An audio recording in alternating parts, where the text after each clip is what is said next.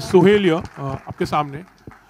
Congratulations to Akshay, Pariniti, Karan and the entire team. जब trailer out हुआ था तभी also we could feel that connect actually very emotionally. मैं चाहता हूँ, मेरा क्वेश्चन है कि जब पहली बार आपसे ये नरेशन किया था और ये look specially actually Akshay ji, I think so कि इस तरह का लुक हमने पहले कभी आपको देखा नहीं इस तरह के लुक में. पहले तो हम जानना चाहेंगे कि जो ये लुक था सरदार वाला, बड़ी बियर्ड, टर्बन, और ख़ास करके आजकल हम सिख को इतने बड़े टर्बन में नहीं देखते, और वो खास करके जो रिंग है, स्वॉर्ड, उसका कुछ एक्सपीरियंस हम जानना चाहेंगे. कुछ बताना. It's a very big and a very long sword, शायद बहुत वजनदार होगी. हाँ बिल्कुल. जो पग थी करीबन 1.25 किलो की, 1 किलो की पग थी, और 4-5 किलो की तलवार थी. वैसे उस वक्त की बात अगर हम करें तो उस वक्त जब वो तलवार पकड़ते तो वो करीबन 20 या 22 किलो की तलवार पकड़ते थे, क्योंकि वो लोग असली घी खाते थे. हम डालडा हम बराबर दही भी नहीं खा सकते. आप अभी भी असली घी खाते हो, इसलिए इस तरह लगते हो. हाँ. वो बनावटी चीजें तो हम खाते हैं. You're a disciplined person actually. बहुत discipline. Your lifestyle is in a very disciplined way. आप बहुत डिसिप्लिन फॉलो. मत पूछिए कितना डिसिप्लिन्ड है इनका लाइफ. पहली बार जब मुझे अक्षय कुमार से मिलना था तो उन्होंने 6 बजे कह दिया. मैं तो 6 बजे शाम को जा रहा था. मुझे कहाँ पता था कि 6 बजे सुबह ये मुझे बुला रहे थे. ये इंसान नहीं है, मॉर्निंग अलार्म है. मैं आपको बताऊं, जिस हिसाब से इन्होंने बात की है, इससे साफ जाहिर होता है कि ये नाइट स्कूल में गए थे, डे स्कूल में नहीं. ये अपना बचपना भूल गए. ये शायद रात को जाते थे 1:30-2 बजे. चलो भाई पाठशाला आया हूँ, पढ़ूंगा अब बैठ के. अच्छा, on a serious note we would like to know, थोड़ा आगे ऐड कुछ बोल रहे थे आप वो स्वॉर्ड के बारे में. हाँ जी, कुछ तो वैसे भी बताऊं आपको कि मैं जब पग पहनता था, पगड़ी पहनता था, तो एक शान सी अपने आप आ जाती है. एक आपकी जो रीढ़ की हड्डी है वो एकदम सीधी हो जाती है, क्योंकि आपके कंधे पे, आपके सर पे एक हल्का सा वजन आ जाता है. तो आप अपने आप ही you become very aware of everything. You become completely upright, and मैं ये कहूँगा कि there's a scientific reason to it. और ये मैंने देखा है कि जो इंसान जब पग पहनते हैं, जो सही पग पहनते हैं, वो हमेशा एकदम सही हिसाब से खड़े रहते हैं. और ये इसकी जो रिसर्च जो है जितनी भी है, मैं चाहूँगा कि ये मैं भी जानना चाहूँगा. तू किस तरह कितनी रिसर्च है? 10 रिसर्च जो है वो ये जो लुक है सर का, अगर उसके बारे में बात करें तो वो जो हिस्टोरिकल रेफरेंसेस हैं उसमें से ही आया है कि उस टाइम पे, अभी जैसे आपने मेंशन किया कि अभी पगड़ियाँ इतनी बड़ी पहनते नहीं हैं, तो आजकल धीरे धीरे जैसे बाकी चीज़ें चेंज हुई हैं, अटायर को लेके, कॉस्ट्यूम, कपड़े जो लोग पहनते हैं, तो ये पहले पगड़ी बड़ी ही बांधी जाती थी नॉर्मली. उस टाइम पे बड़ी पगड़ियाँ बांधते थे. तो धीरे धीरे अभी वो छोटी हो गई हैं. तो उस टाइम के हिसाब से हमारे पास जो कुछ पिक्चर्स, कुछ रेफरेंसेस अवेलेबल थी बुक्स में, रिसर्च मटेरियल में, तो उस हिसाब से पगड़ी जो उस टाइम के सोल्जर्स की फ़ोटोग्राफ्स हैं, थोड़ी बहुत कम अवेलेबल हैं, लेकिन उनमें से यही पगड़ी थी. और वो जो रिंग आपने मेंशन की, उसको चक्कर बोलते हैं, कड़ा बोलते हैं पंजाबी में, जो बेसिकली पगड़ी पे अगर कोई तलवार से वार करे तो उसको प्रोटेक्ट करने के लिए भी है. सो यू कैन अंडरस्टैंड कि पगड़ी की कितनी इंपॉर्टेंस है. जैसे इन्होंने बोला कि आप पहनते हो तो इमीडिएटली आप ऐसे सीधे हो जाते हो. तो वो पगड़ी नहीं है, एक रिस्पॉन्सिबिलिटी भी है आपके ऊपर, क्योंकि उस टाइम पे जब ये सिखों का लुक क्रिएट किया गया था तो उस टाइम पे माहौल कुछ इस तरह का चलता था. मुग़ल बादशाह जो थे उनके साथ बहुत माहौल गड़बड़ चल रहा था. तो ये क्रिएट ही इसलिए किया गया था कि दूर से कोई देखे तो बोले कि यार ये एक अपराइट, ऑनेस्ट आदमी आ रहा है जो हमारी रक्षा कर सकता है. So that is how it happened. वैसे भी पगड़ियों को देखा जाता है कि पगड़ी जो पहनते हैं, जैसे राजस्थान में भी पहनते हैं, it is given to people who are responsible. उनको दिया जाता है. गुजरात में पगड़ियाँ पहनते हैं. तो ये सब जगहों पे मैंने देखा है, जब पगड़ी पहनते हैं तो एक रिस्पॉन्सिबल आदमी को हाथ में पगड़ी देते हैं. सो पगड़ी का मतलब भी मैटर ऑफ प्राइड आल्सो. बिल्कुल. Thank you to the team for bringing this film, for making a film on this subject, and thank you for this emotional, heartfelt tribute to the martyrs. My question to you is a concerning question. So your film Kesari tells us about the true meaning of this color. this is the color of sacrifice, valor, and bravery. But how doesn't it doesn't bother you when you have a contemporary who is using the same color, but yeah, but he has used in as a product with tobacco. So that's my question to you. I don't know. He's वो केसर और केसरी को दोनों mix कर गए. नहीं, that you know, I'm not naming the brand. Yeah, I'm not naming anything. हम इसे आपने ऐड बीच में पता नहीं कहाँ से ले आए. मतलब हम कहीं और जा रहे हैं, भाई तुसी कितने और चले गए हो. तो कोई गल नहीं. लेकिन भाई I don't think like that. मैंने कभी जिंदगी में अपने ख्वाब में नहीं सोचा था कि ऐसा प्रश्न मेरे पास आएगा. लेकिन कोई बात नहीं. इसके बारे में जैसे आपने मुझसे प्रश्न पूछा, उसका उत्तर मैं सारी जिंदगी लगा लूं, मैं नहीं दे पाऊंगा. तो भाई आई एम सॉरी, मेरे पास नहीं है उसका उत्तर. मेरा सवाल ये है कि फिल्म काफ़ी जो ट्रेलर्स है लोगों को काफ़ी पसंद आ रहा है, लेकिन आपके लिए पर्सनली कितना इमोशनली और फिजिकली कितना चैलेंजिंग था और कितना ड्रेनिंग था पूरा सिचुएशन जब आप लोग पिक्चराइजेशन कर रहे थे? ओके, सो मेरे लिए चैलेंजिंग बिल्कुल नहीं था, क्योंकि रिसर्च और ये सारी चीज़ें जो थी वो मेरे डायरेक्टर ने सब कुछ करके रखा था. और मतलब हर सवाल का जवाब इनके पास था. करीबन 1-1.25 साल से ये कहानी पे काम कर रहे थे, लिख रहे थे, रिसर्च कर रहे थे. और कई बार ये पंजाब भी गए हैं पता करने के लिए काफ़ी चीज़ें, और सब चीज़ों का उत्तर यही लेके आए. तो मैं कहूँगा कि जो चैलेंजिंग और रिसर्च पार्ट था वो इन्होंने मेरा संभाल लिया था. बाकी जहाँ रही ये फिल्म की बात, ये फिल्म मेरे लिए बहुत ही एक इमोशनल जर्नी रही है. मेरे पिताजी भी सोल्जर थे, आर्मी में थे, और ये भी एक कहानी उन सोल्जरों की है.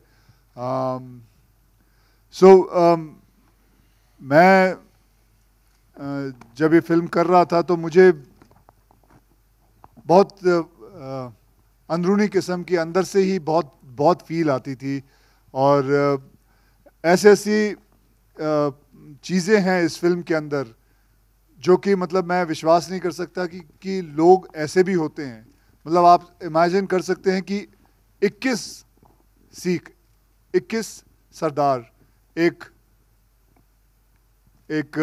फोर्ट के अंदर हैं, और उनको पता है कि बाहर 10,000 लोग खड़े हैं उन्हें मारने के लिए. मौत तो निश्चित है, लेकिन फिर भी अपने कंट्री के लिए, अपने देश के लिए, अपने ऑनर के लिए, अपने गुरुओं के लिए ये लोग लड़े जानते हुए कि क्या होने वाला है.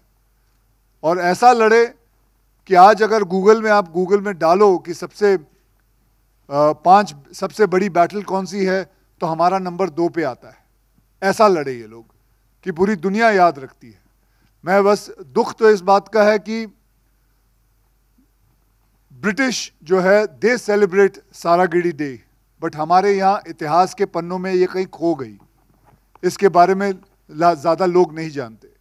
लेकिन मैं तो यही चाहूँगा और दरख्वास्त करूँगा कि जितने भी माँ बाप हैं अपने बच्चों को ये फिल्म ज़रूर दिखाएं, क्योंकि ये एक एजुकेशनल फिल्म भी है, इतिहास वाली फिल्म है और सच्ची कहानी है.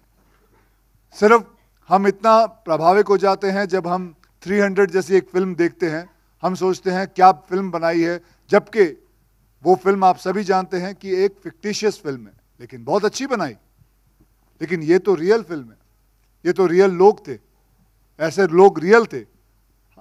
तो बहुत ही एक I can just tell you बहुत फील वाली रही है. और ख़ास करके जब इन्होंने मेरे डायरेक्टर ने मुझसे वो लास्ट के 15-20 मिनट जो फिल्म के अंदर है वो जो करवाया है, और ये ख़ास करके गाना ये लास्ट में आता है, एक वो वाली जर्नी है जब एक सोल्जर को गोली लगती है और उसके पास करीबन 30 या 35 या 40 सेकंड होते हैं, मृत्यु के एकदम नज़दीक आ चुका है. वो क्या सोचता है, वो 35 सेकंड के अंदर उसके अंदर वो सारी जो उसकी कथा होती है जो बचपन से उसके गुजरी है, माँ बाप से लेके बीवी बच्चे से सब आ जाते हैं. सो ये बहुत ही इमोशनल जर्नी रही है ये। आप जब पिक्चर देखोगे आप खुद ही महसूस करोगे। बस आप लोगों से यही दरख्वास्त है कि आप ज़रूर ये लिखें कि मैं चाहूँगा कि इस फिल्म को बच्चे ज़रूर देखें। Youth should watch it because it's a lot of learning process in this film which is a real thing. Akshay Hi Baji, Akshay Akshay here. Baji, Hi Akshay Baji. Akshay. Madhu Hello. BBC Hindi से. Akshay Baji here on the left. First of all, this is Simran Singh here. First of all, thank you to the team for bringing this film, for making a film on this subject, and thank you for this emotional, heartfelt tribute to the martyrs. My question to you is a concerning question. So, your film Kesari tells us about the true meaning of this color. This is the color of sacrifice, valor, and bravery. But how doesn't it bother you when you have a contemporary who's using the same color, but he has used in as a product with tobacco. So that's my question to you. I don't know. वो केसर और केसरी को दोनों mix कर गए। नहीं, that you know, I'm not naming Kesar the है। brand. Yeah, I'm not That's naming okay. anything. हमसे आपने ऐड बीच में पता नहीं कहाँ से ले आए। मतलब हम कहीं और जा रहे हैं, भाजी तुसी कितने और चले गए हो। तो कोई गल नहीं। लेकिन भाजी I don't think like that. मैंने कभी जिंदगी में अपने ख्वाब में नहीं सोचा था कि ऐसा प्रश्न मेरे पास आएगा। लेकिन कोई बात नहीं। इसके बारे में जैसे आपने मुझसे प्रश्न पूछा, उसका उत्तर मैं सारी जिंदगी लगा लूं, मैं नहीं दे पाऊंगा। तो भाजी आई एम सॉरी, मेरे पास नहीं है उसका उत्तर। हाय अक्षय, बीबीसी हिंदी से मधु। सबसे पहले तो ये जब गाना हमने देखा काफ़ी इमोशनल हो गए हम लोग। उन शहीदों की कुर्बानी हमें याद आ गई। दो सवाल था। पहले तो ये जब आपने पूरा शूट किया, आपकी पूरी टीम ने पूरा शूट किया, तो क्या उस दौर से जब गुजर रहे थे आप शूटिंग के दौर पे, उसका एक्सपीरियंस कैसा था? क्योंकि अब हम सुन रहे थे तो हमें काफ़ी इमोशनल, हम कनेक्ट हो गए उस चीज़ से। जी बिल्कुल, ये बहुत ही इमोशनल गाना है। ये वही 35-40 सेकंड जो एक सोल्जर के जब गोली लगती है उसके ज़िंदगी में क्या होता है, मतलब उसके उस 35-40 सेकंड के अंदर वो क्या सोचता है, ये पूरा गाना वही है। एंड मैं दाद देता हूँ जिन्होंने ये गाना लिखा है कि किस हिसाब से लिखा है। मतलब वो वर्ड मैं कभी नहीं भूल सकता कि माँ कहती है तू मेरा चांद है और चांद हमेशा रहता है। बहुत सारे ऐसे वर्ड्स हैं अंदर जो बहुत अच्छी तरह पिरोए गए हैं। And it was a very very emotional journey ma'am. दूसरा मेरा सवाल ये था कि ये फिल्म कहीं ना कहीं मतलब जिस तरह से आप भारत के वीर से जुड़े हैं, बहुत अच्छा काम कर रहे हैं, लेकिन ये फिल्म कहीं ना कहीं डेडिकेट है, तो उसका भी जानना चाहेंगे, उसके पीछे का कारण क्या है? उसका कारण ये है क्योंकि ये film it is all about the martyrs. It is about what happened in 1897 on September 12th, and it is about the sacrifice what they did for the country, and that is why we have dedicated this film to Bharat Ke Veer and all the martyrs who have given their lives so that we can live our lives. Research references आपने क्या क्या लिए, कैसे इसको बनाया? जी, research basically तो इस incident के बारे में एक आजकल गूगल बाबा हैं जिनसे बहुत कुछ मिल जाता है पढ़ने में, तो वहाँ था। बट देर आर बहुत ज़्यादा लिटरेचर अवेलेबल नहीं है इस सब्जेक्ट के बारे में। कुछ एक दो बुक्स हैं जो ब्रिटिश ऑफिसर्स के उस टाइम की एक बायोग्राफी है, एक कुछ इस टाइम के अकाउंट्स जो ब्रिटिशर्स उस टाइम पे अफ़गानिस्तान में जो इनकी ग्रेट गेम चल रही थी जो later on which became cold war, तो उसके बारे में जो बुक्स अवेलेबल थी एक दो वो पढ़ी हमने, मैंने और मेरी टीम ने। फिर पंजाबी में एक बुक है जो हमारे एक जान पहचान वाले हैं उन्होंने हमको प्रोवाइड की, वो पढ़ी गई। फिर एक सीएम हैं पंजाब के जो करंटली ही is also an army man, उनकी बुक थी, that also we went through just to get a feel of that period कि क्या क्या किस तरह का माहौल था, क्या था। तो बेसिकली जो as far as the text is concern, ये चीज़ें सारी मटेरियल रिसर्च करके, बाकी ऑफ कोर्स आपकी पिक्चर्स हैं जो अवेलेबल हैं, कुछ बहुत कम पिक्चर्स हैं उस टाइम की अवेलेबल, तो उनसे उनको रेफ़र किया गया। और भी इधर उधर जैसे आर्मी की कुछ टैक्टिक्स या ये वो, तो कुछ भी talk to certain army man also just to find out whether they can give us some details. So basically comprehensive research काफ़ी इस तरह से इस पे की गई है। परिणीति, मेरा सवाल आपसे है, जहाँ तक केसरी का सवाल है तो ये शौर्य और शक्ति का प्रतीक तो है ही, साथ ही इसे प्रेम का भी प्रतीक माना जाता है, क्योंकि गेरुआ रंग या केसरी रंग ऐसा कहा जाता है। तो इस फिल्म में जिस तरह का प्रेम है वो आपने शायद सेल्यूलाइड पे पहली बार किया है, क्योंकि ये बहुत उस दौर का था, तो वो करने में आपको कितनी डिफिकल्टी आई या कितने आराम से आप कर पाए? एक्चुअली जैसे अक्षय सर हमेशा बोलते हैं, हम लोग ने कुछ मेहनत नहीं की, सब मेहनत अनुराग सर ने की। एंड हम लोग सेट पर पहुंचे एंड ब्लाइंडली हम उनको मानते थे, क्योंकि सचमुच आई डोंट थिंक हम में से किसी को भी उस एरा के बारे में उतनी नॉलेज है जितनी शायद अब अनुराग सर को है, क्योंकि उन्होंने बहुत टाइम तक रिसर्च करने के बाद पिक्चर लिखी, डायलॉग्स लिखी और आज डायरेक्टर भी हैं उस फिल्म के।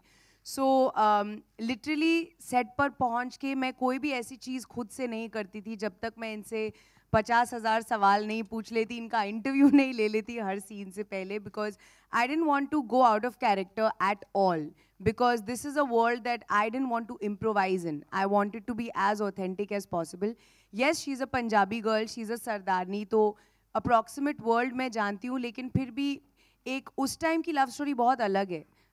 उस टाइम हाथ छूना या एक दूसरे की आंखों में आंखों देखना, वो इतनी कॉमन चीज़ें नहीं थी, वो मतलब बहुत बड़ी चीज़ें मानी जाती थी। तो उस तरह का कैरेक्टर करने में मुझे बहुत मज़ा आया। एंड हमारा जो रिलेशनशिप है फिल्म में वो बहुत इंटरेस्टिंग है। इवन दो 1897 की स्टोरी है, फिर भी हमें एक बड़ी अमेजिंग फ्रेंडशिप है। There is no unequal relationship over here, which is a very genius move by Anurag sir, that he's not shown that typical conservative पति बड़ा है और पत्नी नीचे है, ऐसा कोई relationship नहीं दिखाया। बहुत ही amazing friends हैं ये दोनों, you know.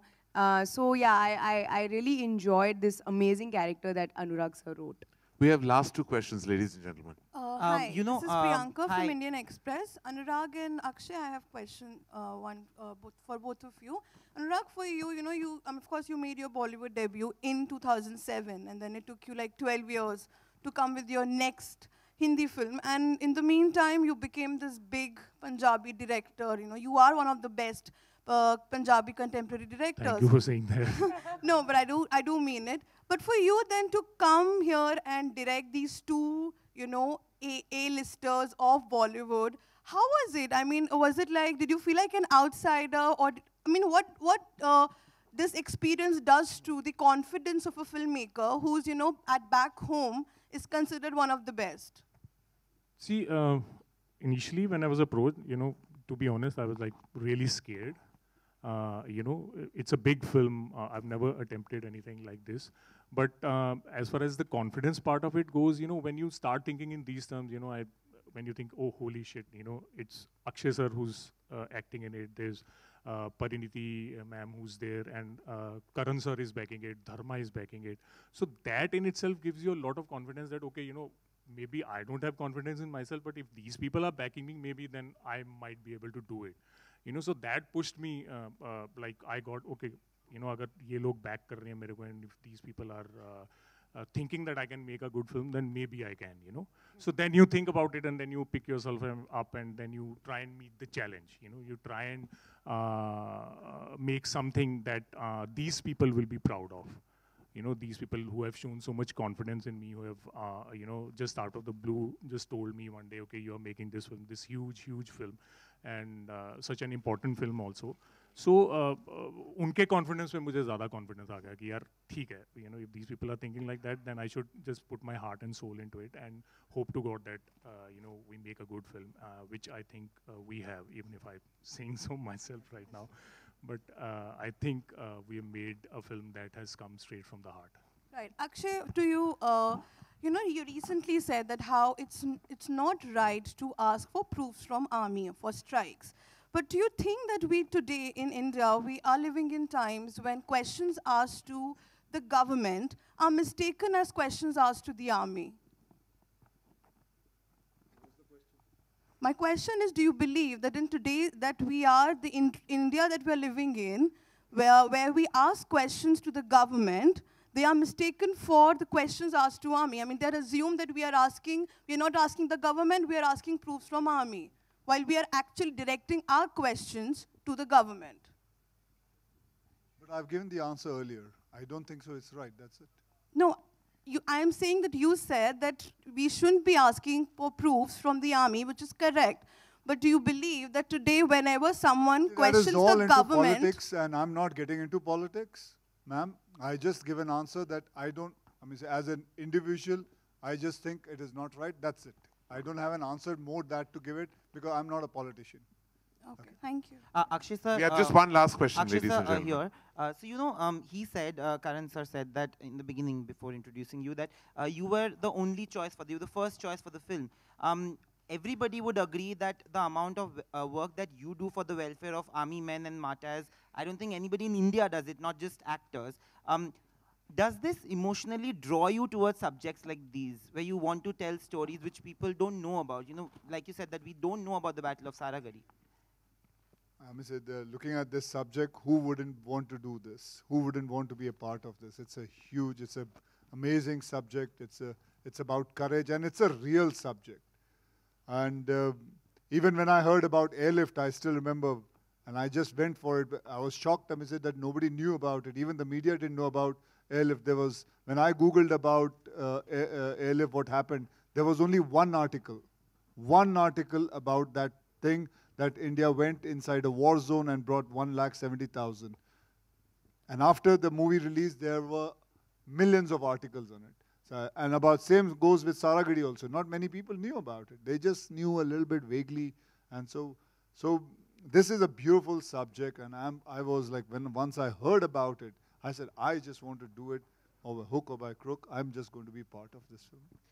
Karan sir, the same question. Thank you. As a producer, because of what he's doing for army men individually and personally, does it become easier for you to convince him for a film like this? You know, I think that initially when Anurag and all of us went to Akshay, it was because of not only the dignity that he has always brought to the silver screen, but also the prowess that he has as a mega movie star. Like, I feel if there's one man who can stand and scream and scare a battalion of people, it's Akshay Kumar. So I think that inherent conviction that you need to inherently have in your demeanor. Now, it doesn't matter, it doesn't come from just your presence. It comes from your body of work. It comes from the eyes that you have humanity in. It comes from your humanitarian work. It's a combination of various factors that encompass the magic and magnitude of Akshay Kumar. So when you write a narrative such as Kesari, when you have this man leading an army of 21 to combat an army of 10,000, there are very few names that pop up in your head. And Akshay Kumar was leading that list. And he was really our top to bottom, I would say, choice. Like I said right at the top, and I meant every word, had Akshay Kumar declined the making of Kesari, this film would not have been made. And on that note, thank you, ladies and gentlemen. Sorry, we have you have one question. Akshay, hi, I'm Ankita from Peeping Moon. I need to ask you, like, be it from Singers King to Kesari, you as a Sikh, and that too now with a uniform, is a sight to behold on screen. What is this like? I think Karan has also partially answered somewhere that you in uniform and then as a Sikh, this is a sight to behold. What exactly you have to say? Why you are the first choice when it comes to having a Sikh role? Like, no one carries turban better than you when it comes on screen. Nobody what? Nobody carries a turban better than you, sir. Nobody carries the turban. Not like that. Well, I feel good about it. That because see, there's a Punjabi in me. There's the paratha which I eat, and which I love, and so it just comes very naturally. Help me, Karan. It's very simple. बहुत सारे लोग देश की dairy से बने हुए हैं और बहुत कम लोग देश की मिट्टी से बने हुए हैं. अक्षय कुमार देश की मिट्टी से बने हुए हैं. इसीलिए you identify. Akshay. The last question from the gentleman.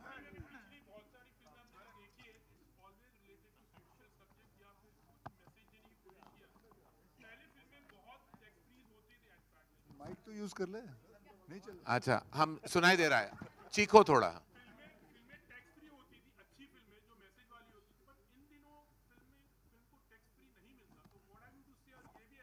आजकल टैक्स फ्री नहीं है. टैक्स फ्री नाम की चीज खत्म हो गई. अब जीएसटी फ्री है बेटे. वो हो चुका है.